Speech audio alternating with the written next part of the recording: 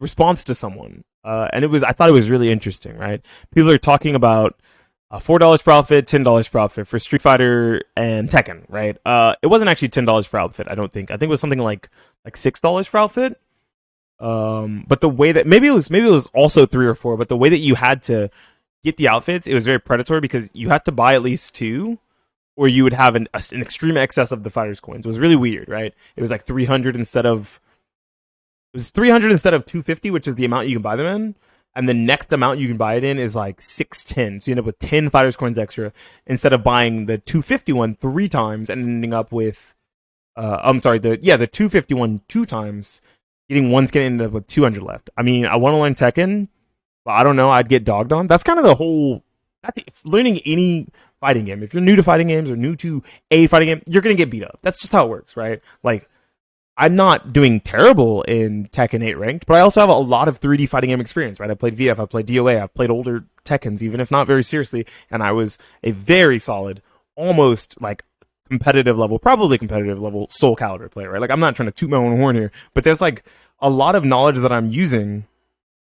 There's like a lot of buttons I'm using, a lot of concepts I'm using to understand the buttons that exist in, 3D fighting games as a space, right? But I think that it's okay to like first get in and just get your fucking ass beat until you learn, right? There's a lot of resources to learn, which is really good. The Tekken community is doing a great job of doing better at trying to teach players, which I think is a good thing, but I think those built-in resources still need to be better, right? Like, you look at Arcade Quest and it teaches you a lot, but it still doesn't teach you a lot of the higher level fundamentals of Tekken. So at some point you will hit a wall, you will hit a brick, and you won't really progress anymore.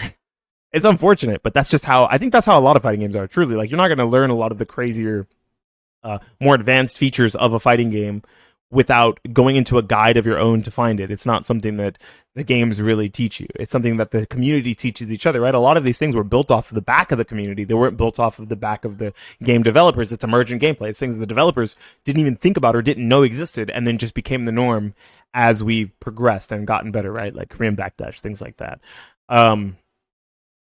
I strongly suggest to anyone who has the money and wants to try a fighting game to figure out what kind of fighting game you think you'd really like. If you have a local scene, go to local, see if they're playing it there, play a little bit, and if you like it, then buy it, right? I don't suggest game hopping because that shit is so expensive, right? $70 per game, $60 per game, all the DLC. It is very, very expensive. And I think that is like the biggest crux of the argument for try every fighting game, and they're all so expensive. On the topic of expensive, let me see if I can turn on some tunes. Let me see if I can, maybe we just turn back on Magikarp Festival. On the topic of expensive, right? We see Fight Stick Art posting this tweet, and it says why, and it's $4 profit, $10 profit. It wasn't $10 profit. That's a fallacy. That's wrong. It's not that much. I don't think. I mean, I could actually be wrong. Maybe it was really $10 an outfit. I don't fucking think so. I think it was something like $6 an outfit. Anyways, very similar prices, right? And the costumes you see for Tekken 8 already so far are actually just legacy costumes. So they're older costumes that they remade and now they're pushing out. The first thing I want to say is it's kind of scummy. It's a little annoying because we know that they made these skins before the game came out.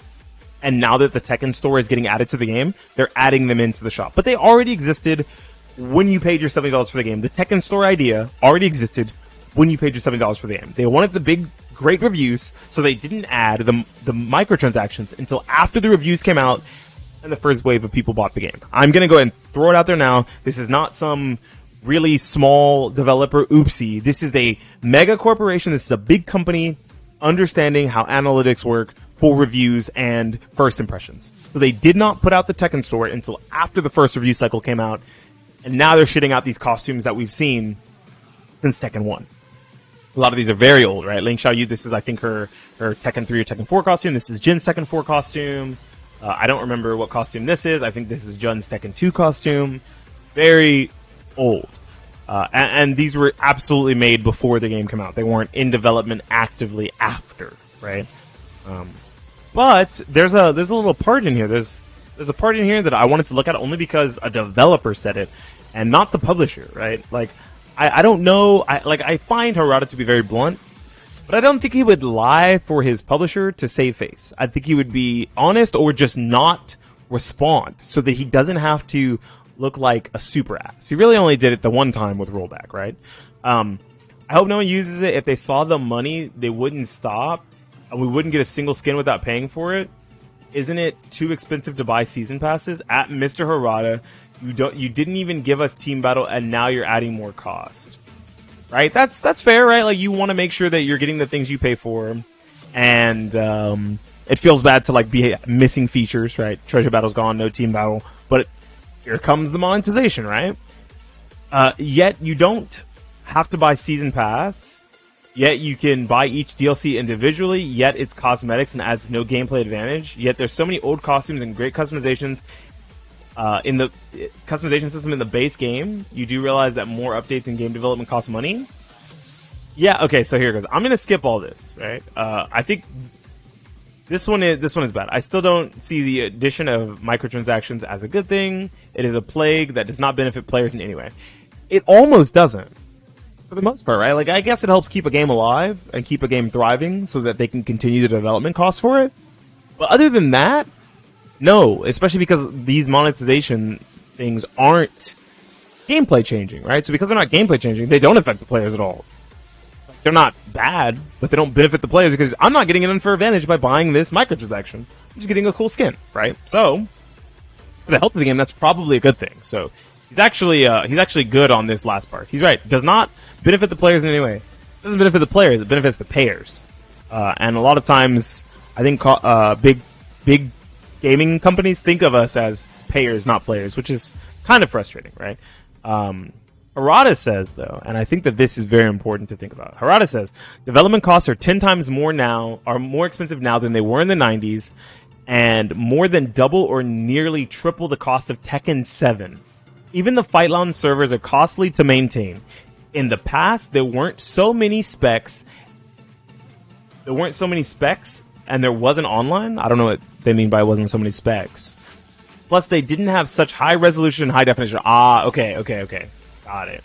Now, so many people want the game to run and be supported for a long time. It costs money to continually update the game for that reason. However, he probably just only wants to keep the good memories of old games he experienced as a boy and does not pay attention to these changing times and increasing costs. The economic situation and everything else is changing. If we simply do nothing as he suggests, the game will simply stop running within a few months. I think that is what he wants.